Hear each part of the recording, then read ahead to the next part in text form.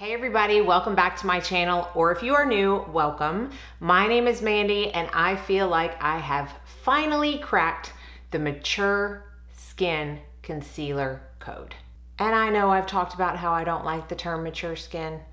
Let me just say 40 and above, because I'm 44 and my under eyes are the area of my face that I struggle with the most. I feel like once I hit 40, concealers just did not work for me like they used to. I needed to change up the formula. I needed to change up the coverage. I needed to change up the color. Lots of things that needed changing up. And I have found some of my very favorites in the past 4 years. And I have talked about quite a few of them. But I started realizing that there was something that was consistent among the formulas that I love the most. And that's how I ended up cracking the code. For me. I'm not saying this is gonna work for everybody, just sharing what works for me. It all started with a good old Chantecaille Future Skin Gel Foundation. I have talked about this for years, ever since I did a Chantecaille full face video, and I decided to use this as my concealer instead of another separate concealer product, and I was hooked from that day on. It wore so wonderfully. It was hydrating enough. It wasn't too dewy. It didn't sink into any fine lines and wrinkles. It didn't fade away. It didn't crack. I'm a very expressive person, and if a concealer is going to crease and crack on someone, it's going to be me, especially on this eye.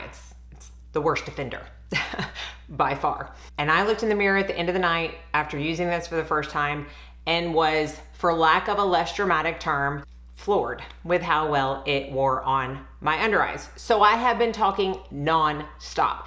I understand that this is an expensive product. It's even more expensive now than it was when I first started using it as a concealer, as products tend to go. So then I found this last year, the MAC Studio Radiance 24-Hour Luminous Lift Concealer. And I did a whole video on that because I feel like this works so well. 90% similar to how well this works. I still think this one hits the #1 spot for me, but this one is more affordable on the front end. It's half the amount of product that you get in the Chantecaille for half the amount of price. So if you're willing to put up more money on the front end, you know, you're paying about the same amount of money, but if you're not, this is a great alternative. And MAC does tend to do sales more often than Chantecaille, and you can also get it at Ulta and use your points. Probably my favorite concealer find of 2024. Then I got this in March of this year. This is the Milk Makeup Hydro Grip Gel Tint. And there was a day where I truly just did not have the time, and I used this as my concealer. I loved it. It's what I have on today. I'll do a cutaway to how I apply it. I tend to apply it just like I do the Chantecaille. I put a little bit on my fingers, dab it under the under eyes, and then use a brush to blend out any harsh edges, but it really needs very little blending. So then I started thinking, okay, Milk Hydro Grip Gel, Future Skin Gel. This acts like a gel. I couldn't find anything on the marketing copy that said gel, but this is as close to a gel formulation that I have in any other doe foot concealer.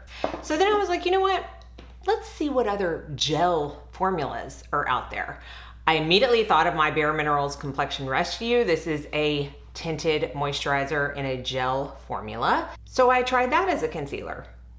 Yep, pretty perfect. It wore so well under my eyes. Again, very on par with the Chantecaille, the MAC, and the Milk Hydro Gel. And then I was like, okay, these are all things I currently have. Let me Google if there's any other gel formulations on the market and see if this is just one huge coincidence or if I'm onto something here.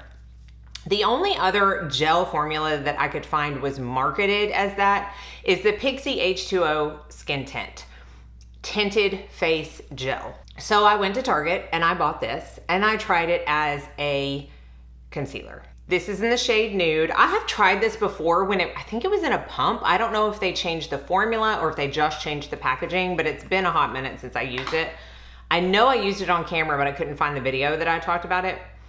But this is the shade Nude, and it's shade-wise pretty perfect. It's actually a little bit lighter than the rest of these products that I've been talking about. And while this did wear really well, the coverage was not quite what I wanted it to be, but I couldn't negate the fact that it wore beautifully. So to sum up a very short, concise video, I just want to share with you that for my 44-year-old under eyes, which are showing fine lines and wrinkles quicker than anything else, which I have needed to sacrifice coverage on for the sake of how well something might wear throughout the day, which I have needed to go a little bit darker on my concealer choices because it just looks better and doesn't highlight that area as much for me. Gel formulations work beautifully. So my tip to you is check your collection. If you have any of these, give them a try under your eyes and see what you think. If you don't, maybe put them on a list to try in the future, because all these are great not only as concealer, but obviously foundation, since most of them are marketed that way. But even the MAC Studio Radiance, which is a concealer, is beautiful all over the skin. So you're gonna get a 2-in-1 product no matter what. And I just highly recommend trying out the formulation. I honestly don't think you are going to regret it. Let me know if you've tried any of these under your eyes as concealer and what you think. I will have them listed and linked in the description box. Thank y'all so much for watching. I will see you in my next video, and I hope you all go out and have a very blessed day.